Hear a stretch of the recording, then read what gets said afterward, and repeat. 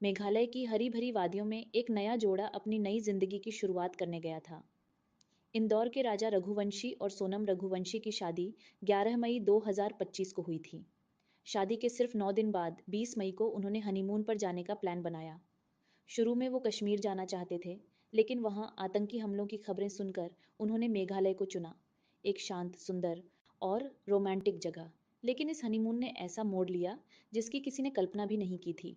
राजा और सोनम 2 दिन बाद यानी 22 मई को मेघालय के मावलाखियत गांव पहुंचे। उन्होंने एक स्कूटर किराए पर लिया और हजारों सीढ़ियां नीचे उतरकर नोंगरियाट गांव के लिविंग रूट ब्रिज देखने गए। वहां एक होमस्टे में रात बिताई और अगले दिन निकल पड़े। 23 मई की सुबह लगभग 6 बजे दोनों ने चेकआउट किया और फिर निकल गए घूमने। उसके बाद उनका अपने परिवार से कोई संपर्क नहीं हुआ। 24 मई को शिलोंग और सोहरा के बीच सड़क पर एक कैफे के बाहर स्कूटर लावारिस हालत में मिला। भारी बारिश के चलते सर्च ऑपरेशन में देरी हुई, लेकिन पुलिस ने हार नहीं मानी। 2 जून, इस दिन पुलिस को वो सुराग मिला जिसने इस केस की तस्वीर बदल दी। वाई सौडोंग वाटरफॉल के पास एक गहरी खाई में एक सड़ी गली लाश मिली। चेहरे की हालत इतनी खराब थी कि पहचान मुश्किल थी, लेकिन एक टैटू ने सारी कहानी कह दी। राजा नाम के टैटू से उसकी पहचान हो गई। पोस्टमार्टम रिपोर्ट ने खुलासा किया कि राजा को किसी धारदार हथियार से 2 बार सिर पर मारा गया था, यानी ये एक मर्डर था। लेकिन सोनम कहाँ थी? 4 जून को पुलिस को और सबूत मिले, एक सफेद महिला की शर्ट, दवाई की एक पट्टी, एक टूटी हुई मोबाइल स्क्रीन और एक स्मार्ट वॉच। अब ये केस पूरी तरह हत्या का केस बन गया। अब जरा पीछे चलते हैं, ये साजिश कब बनी थी? राजा और सोनम की शादी 11 मई को हुई और सिर्फ 7 दिन बाद यानी 18 मई को सोनम के प्रेमी राज कुशवाहा ने एक प्लान बनाया।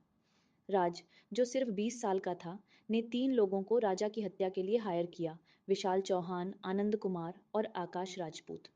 सोनम ने राजा को मेघालय घूमने का लालच दिया और वो 19 मई को निकल गए। अब यहाँ पर आती है एक भूल, एक छोटी सी गलती जिसने पूरे केस की परतें खोल दी। मेघालय पुलिस को राजा की हत्या में जो हथियार मिला, एक मछेटी, वो आमतौर पर उस इलाके में इस्तेमाल नहीं होती। इससे पुलिस को शक हुआ कि कोई बाहरी व्यक्ति इस केस में शामिल हो सकता है। यहीं से उन्होंने कॉल रिकॉर्ड्स खंगालने शुरू किए और चौंकाने वाली बात सामने आई। हत्या से कुछ दिन पहले सोनम का एक कातिल से लगातार संपर्क था। उसका आखिरी लोकेशन भी उसी के आसपास था। अब मामला गंभीर हो चुका था। पुलिस ने सोनम की तलाश शुरू कर दी और तब यूपी के गाजीपुर में काशी ढाबा से उसे पकड़ा गया। सोनम ने वहां काम करने वाले से फोन मांगा था ताकि अपने माता पिता को कॉल कर सके। उसी फोन कॉल से उसकी लोकेशन ट्रेस हो गई। मध्य प्रदेश पुलिस ने तुरंत यूपी पुलिस से संपर्क किया और फिर शाम के लगभग 6:30 बजे मेघालय पुलिस की एक टीम ने उसे महिला सहायता केंद्र से हिरासत में ले लिया। हालांकि पुलिस का कहना था कि सोनम ने खुद नंदगंज थाने में सरेंडर किया, लेकिन उसकी गिरफ्तारी ढाबे से हुई।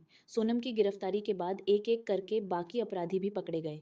पहला गिरफ्तारी हुई आकाश राजपूत की यूपी के ललितपुर से, फिर विशाल चौहान मध्य प्रदेश के इंदौर से और अंत में सोनम का प्रेमी राज कुशवाहा, जो पूरी साजिश का मास्टरमाइंड था।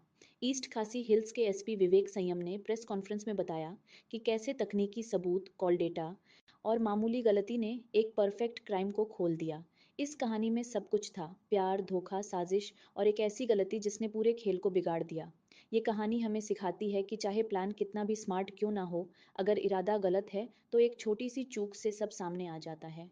राजा रघुवंशी अब इस दुनिया में नहीं है, लेकिन उनकी मौत ने एक जघन्य साजिश को बेनकाब किया, जिसमें शामिल थे वो लोग जिन पर सबसे ज्यादा भरोसा होना चाहिए था।